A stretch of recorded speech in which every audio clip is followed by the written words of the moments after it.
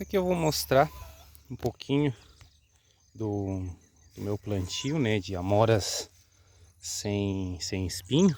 Plantio não, era um único pé, e aí a ideia é ampliar, e aqui eu vou mostrar como eu estou fazendo a ampliação. Então essa planta aqui eu plantei faz aproximadamente um ano, menos que isso. Então ela cresceu, desenvolveu, entrou em dormência no nosso inverno aqui pela questão do frio. E agora, no inverno eu fiz uma poda, então as pontas dos ramos, ó, estão podadas. Não sei se a imagem está dando de ver bem, mas toda a ponta dos ramos aqui eu podei e ela iniciou a florificação. Então, ó, aqui já tem flores que já está desenvolvendo fruto, um e outro. Aqui nesse ramo tem botões que vai abrir, acredito que hoje, botõezinhos menores. Aqui, ó, nesse ramo, um botão bem pequeno, ainda não abriu. Então, pelo jeito, esse único pé vai produzir algumas amoras aí para nós já esse ano. Aqui de baixo, ó, a gente pode observar, ele solta uns ramos. Esse ramo aqui, pelo que eu sei de amora, ele não vai produzir esse ano.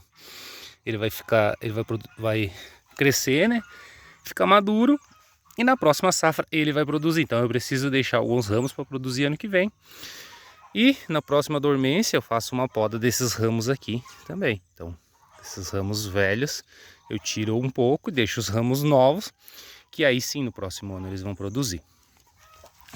Como esse produziu aqui muito perto da raiz principal, da planta principal, eu deixei.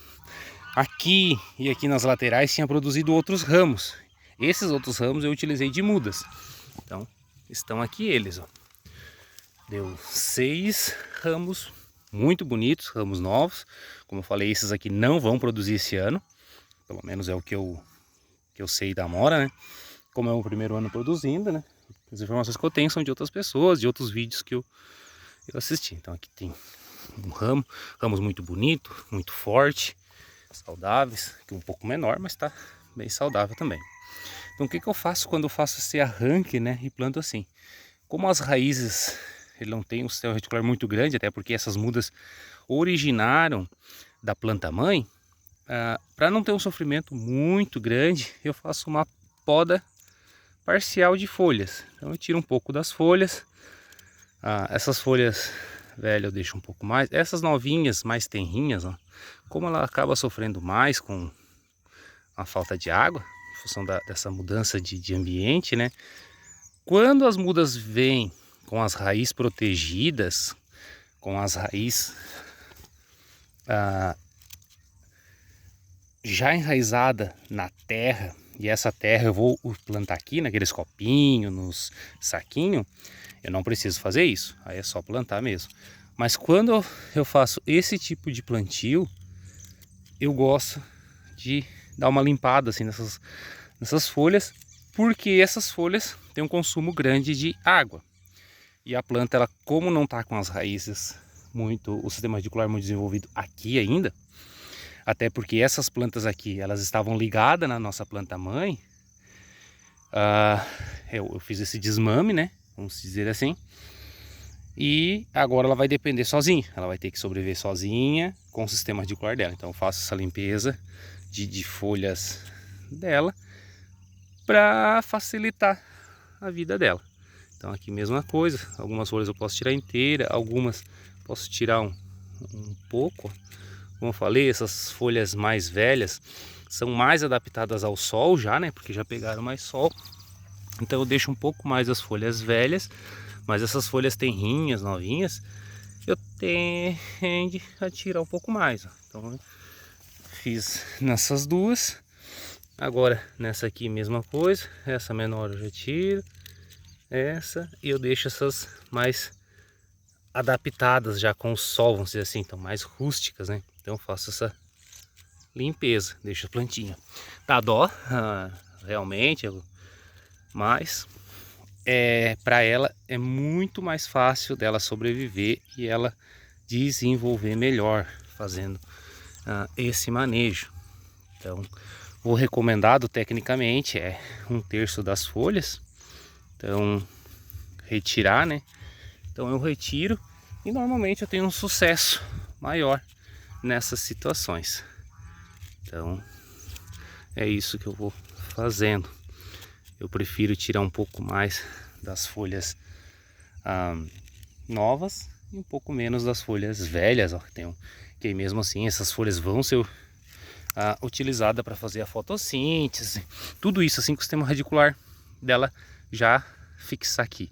Como nós estamos uma semana aqui que deu semana inteira de tempo chuvoso, se não chuvoso, tempo fechado, sem o sol intenso, o solo está úmido, tá ok. Hoje não tem previsão de chuva, mas choveu essa noite. Mas amanhã tem uma previsão de chuva, depois da semana inteira não. Então se amanhã se consolidar essa previsão e chover, há grande chance de sucesso 100% dessas mudas. Aqui tem ainda algumas ervas daninhas que eu estava tirando, não finalizei, parei agora para fazer o vídeo. Então esse é o nosso início, né, dessa produção de amoras. Esse ano a produção vai ser muito pequena, né, em função de ter só um pé, mas no próximo ano bem provável que nós vamos ter aí pelo menos 7 pés. Eu acredito que ela vai sair mais algumas mudas e aí eu vou plantar mais 2 mudas nesse espaço aqui, ó, entre a planta mãe e aonde inicia lá. Então será 9 mudas. Bem provável fazer mais um para fechar 10. Gosto dos números redondos. Então acredito que eu vou fazer uns 10 pés dessas. Acredito que eu não vou passar disso. A ideia dessa amora é realmente uns 10 pés. Aí a ideia é produzir mais uns 10 de framboesa e mais uns 10 dessa amora com espinho.